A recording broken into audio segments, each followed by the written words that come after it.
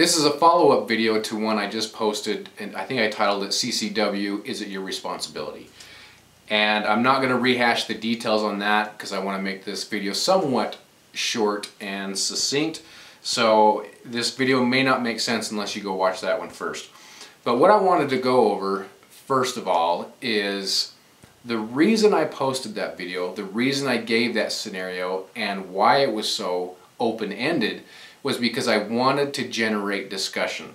I wanted to generate discussion because I think far too many CCW, CCP holders don't give it enough thought. So again, leaving it open-ended allowed for there to be a variety of thought on how the scenario might play out.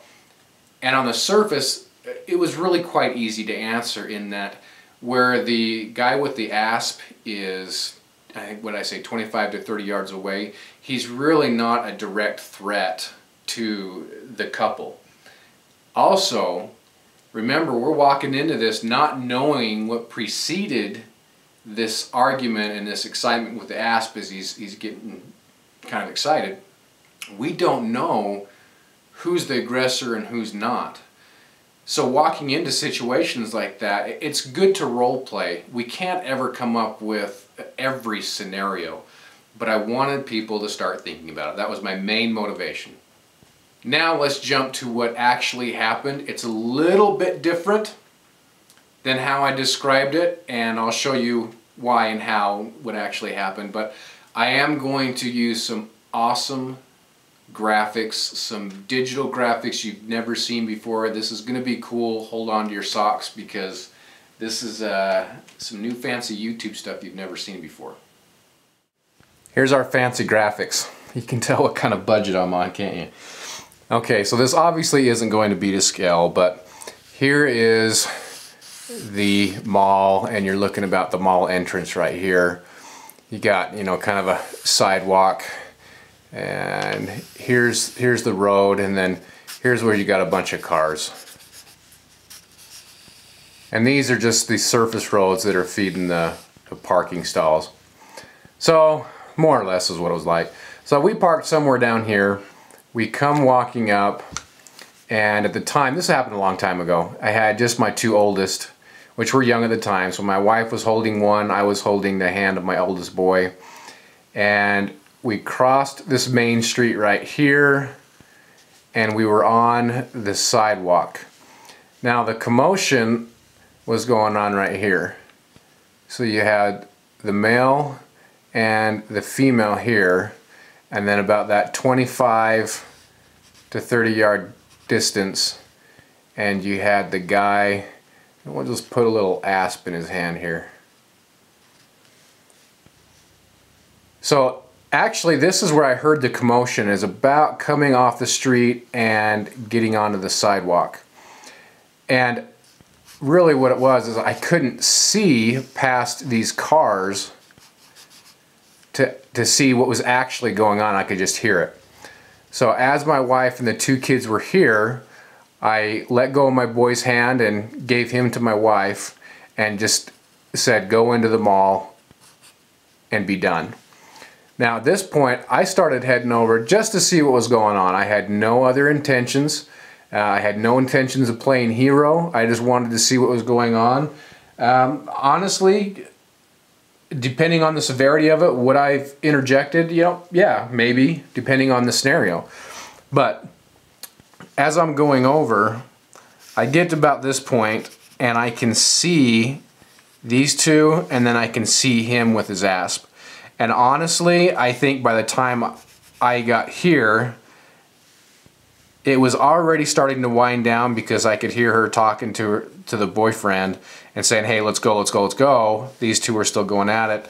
But I'm thinking he had a sight to me and I had sight to him. And that helped diffuse the situation in that, one, it was kind of already on that way anyway, but he could see people were starting to pay attention, so he backed off. Again, is he the bad guy? I don't know. I don't know what these two were doing. I don't know what happened between the three of them to make this all go down. But he got in his car and then left. And at that point, I went inside the mall and we carried on with our day. If you read through the comments, by far the overwhelming response was basically this: get your family safe first. That's the #1 thing. Call 911 and observe and be a witness. That was kind of the general sentiment of those comments. So this is obviously, I think there'd be a lot more different answers had the guy maybe then charged and started hitting them with the baton. Maybe it was a knife. That would change, that'd make a big difference in this scenario if he had a knife and he was actually stabbing where the couple didn't appear to have any defense weapons. But again, my main purpose for posting that was to get discussion going, to make people think before they went out and encountered a situation like this. How are you going to react? It's good to think about these things so that when you get to them, you're not sitting there dumbfounded, because I've seen it happen. I've seen people get in situations like this and they freeze, not necessarily like this. But another thing that I thought was very interesting in the discussions was you kind of had two opposite takes on it. One saying, I'm not getting involved, period. It's none of my business. I'm getting out of there. To, you know what, it is my responsibility, not as a CCW holder, but as a human, to help out other humans. Again, this scenario is a little different because you don't know what's going on. You don't know the good guy. You don't know the bad guy. Is there a good guy? Is there a bad guy in this situation? We don't know.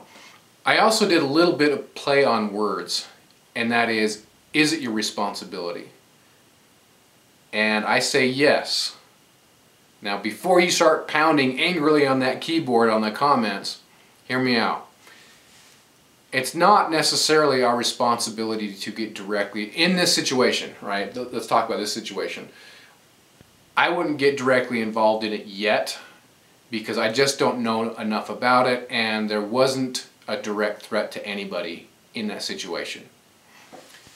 No two situations are alike, so it's hard to come up with a scenario and an action for every single scenario that may happen. But a lot of times, I do this with hiking too, actually, the backcountry. When I hear of hikers getting lost, I try to find out as much detail and think, where did they go wrong? What could they have done better? And the same thing in these scenarios. That's where that Monday morning quarterback comes in, and you can analyze them and say, okay, and that helps to prepare you for a situation that may occur. If you're to take anything away from this video, from that previous video specifically, is that you need to think about it. You need to train with your gun. You need to be responsible with your gun. You need to know the laws in your area because they differ from place to place.